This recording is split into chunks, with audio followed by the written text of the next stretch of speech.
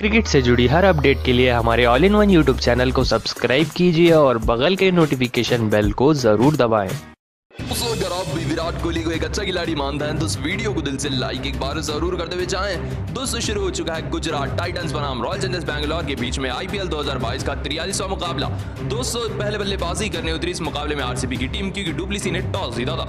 दोस्तों, शुरुआत की अगर हम बात करें तो इस बार भी शुरुआत खराब मिली आरसीबी को। दोस्तों, इनके कप्तान डुप्लेसी इस तरह से प्रदीप सागवान की बाहर जाती हुई गेंद पर एच दे बैठे और पीछे विकेट कीपर विद्यमान सा ने इनकी शानदार कैच पकड़ी, जिसके चलते इस मुकाबले में मात्र 0 रन बनाकर 4 गेंदों का सामना करते कप्तान डुप्लेसी आउट हुए। लेकिन उनके बाद मैदान पर आए तीसरे नंबर पर बल्लेबाजी करने के लिए रजत पाटीदार और उनका बेहतरीन साथ दे रहे थे पहले से लाइन बल्लेबाज हमारे कोहली। दोस्तों, दोनों के बीच में लगभग 100 रनों से भी ज्यादा की साझेदारी हो चुकी थी और दोनों लोग अपने अपने अर्धशतक पर पहुंच चुके थे। एक तरफ से रजत पाटीदार तूफानी चौके छक्के लगा रहे थे तो दूसरे एंड से विराट कोहली ने सिंगल डबल और कुछ चौकों की मदद से इस तरह से सिंगल लेकर अपना तूफानी अर्धशतक पूरा किया। लेकिन अर्धशतक लगाने के बाद शामी की यॉर्कर गेंद पर बोल्ड होकर रह गए विराट कोहली। दोस्तों, इस मुकाबले में विराट कोहली आउट हुए 58 रनों की पारी खेले 53 गेंदों का सामना करते शामी की यॉर्कर गेंद पर। दोस्तों, उनके बाद रजत पाटीदार ने बेहतरीन अर्धशतक पूरा किया, लेकिन ये भी अर्धशतक को शतक में नहीं बदल पाए। दोस्तों, संदीप की इस गेंद पर सामने का शॉट खेलने के चक्कर में रिवर्स शॉट खेल बैठे रजत पाटीदार और शुभमन गिल सामने खड़े शुभमन गिल को कैच दे बैठे, जिसके चलते रजत पाटीदार एक अच्छी पारी खेल 52 रनों की तूफानी पारी खेल 32 गेंदों का सामना करते अंत में आकर रजत पाटीदार आउट होकर रह गए। उनके बाद मैक्सवेल ने कुछ अच्छे शॉट्स लगाए, 2 छक्के और 3 चौके लगाए, लेकिन यूकी फर्गसन की यॉर्कर गेंद पर सामने खड़े राशिद खान को अपनी कैच दे बैठे ग्लेन मैक्सवेल,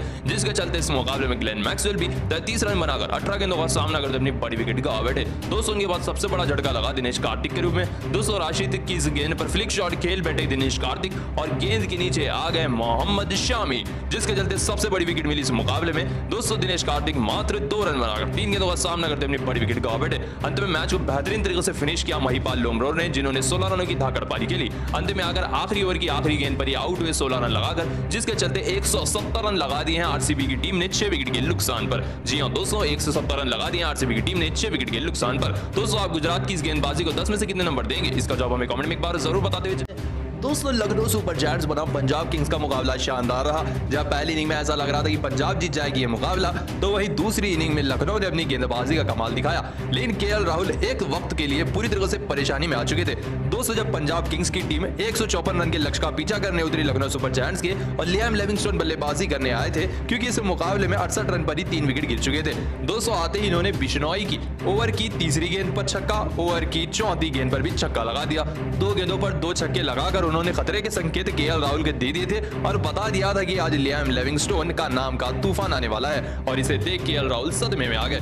दोस्तों, जैसे ही बिश्नोई का ओवर खत्म हुआ तभी चाल चली केएल राहुल ने और लियाम लिविंगस्टोन के सामने युवा तेज तर्रार गेंदबाज मोहसिन खान को लेकर आए। दोस्तों, जाहिर सी बात है पेस के सामने लियाम लिविंगस्टोन थोड़े से कमजोर पड़ते हैं। दोस्तों, जैसे ही लियाम लिविंगस्टोन के सामने मोहसिन खान ने गेंद रखी तो पीछे का शॉट खेलने के चक्कर में एच से बैठे लियाम लिविंगस्टोन और गेंद गिरी सीधा क्विंटन डी कॉक की गोदी में। हालांकि इस चीज को रिव्यू में देखना पड़ा एम्पायर को कि बल्ले का एज लगा है ना लगा है।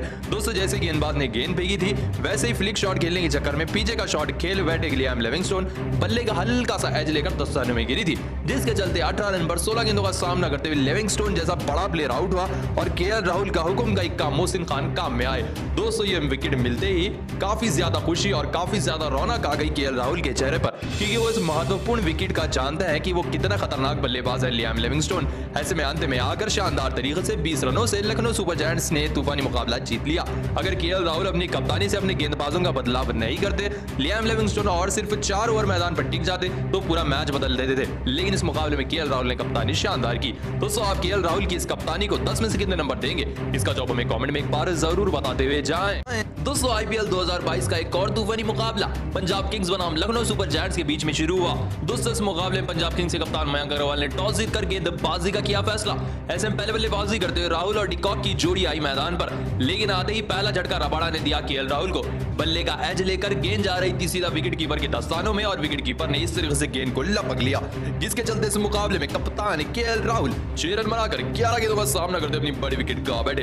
दोस्तों, उनके बाद डिकॉक और हुडा के बीच में अच्छी पार्टनरशिप हो ही रही थी, लेकिन वो भी संदीप शर्मा की बाहर जाती हुई गेंद पर एच दे बैठे और इनकी भी कैच पीछे कीपर ने पकड़ी, जिसके चलते इस मुकाबले में क्विंटन डी कॉक एक अच्छी पारी खेल 46 रनों का सामना करते हुए में 47 गेंदों का सामना करते आउट होकर रह गए। उनके बाद विकेटों का पतंग जारी रहा। दोस्तों इस तरह से कृणाल पांड्या ने शॉट खेला, लेकिन दूसरे एंड से दीपक हुडा रन आउट हो गए। 34 रन बनाकर 28 गेंदों का सामना करते दूसरे एंड पर दीपक हुडा रन आउट हुए। उनके बाद कृणाल पांड्या ने रबाड़ा की गेंद पर सामने का शॉट तो खेला, लेकिन बाउंड्री के पास कैच को लपका गब्बर शिखर धवन ने, जिसके चलते कृणाल पांड्या 7 रन बनाकर 7 गेंदों का सामना करते अपनी बड़ी विकेट गवा बैठे।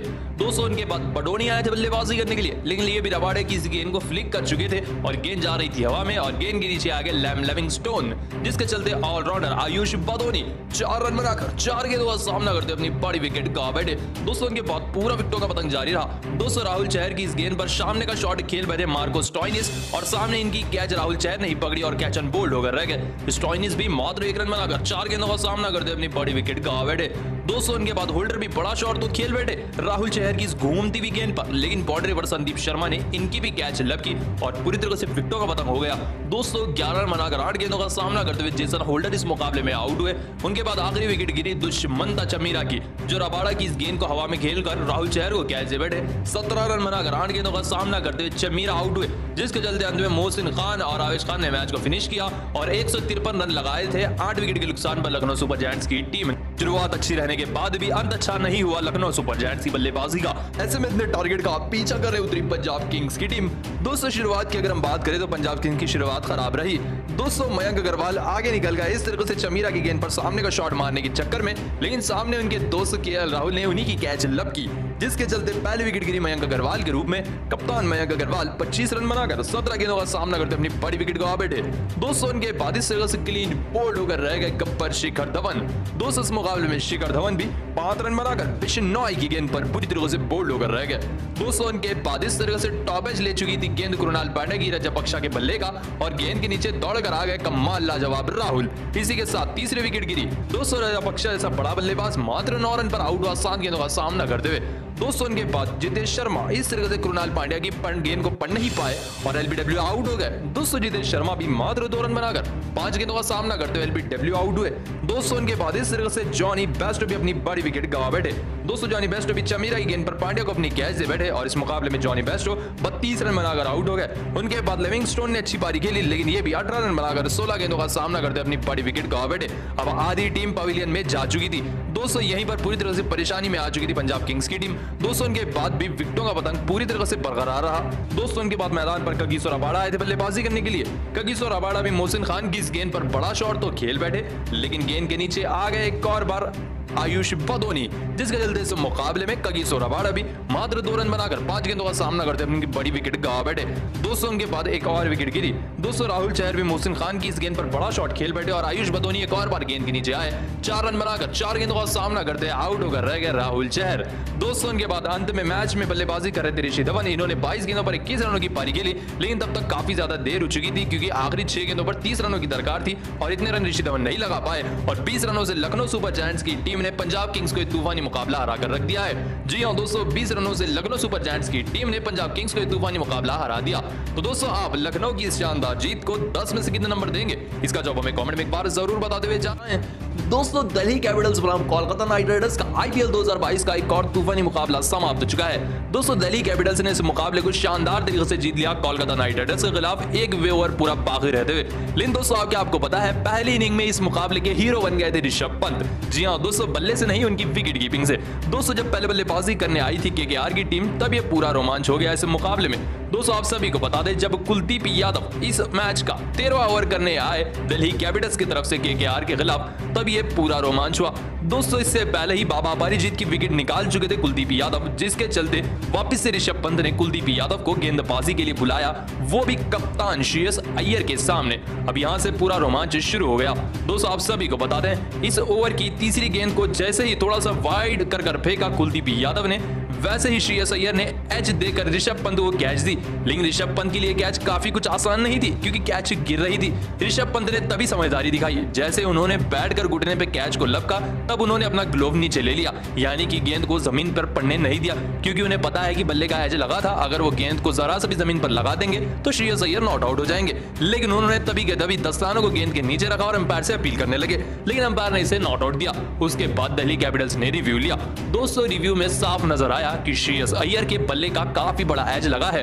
तो ये तो बात एक साइड हो गई। अब कैच भी बराबर तरीके से ऋषभ पंत ने पकड़ा है या नहीं, ये भी थर्ड अंपायर को देखना था। थर्ड अंपायर ने ये भी देखा कि ऋषभ पंत ने कैच कैसे पकड़ी है। तभी ऋषभ पंत की वो चालाकी सामने आई कि उन्होंने गेंद को पकड़कर अपना दस्ताना जमीन पर टिकाया और गेंद को अपने दस्तानों में रखा, जिसके चलते थर्ड अंपायर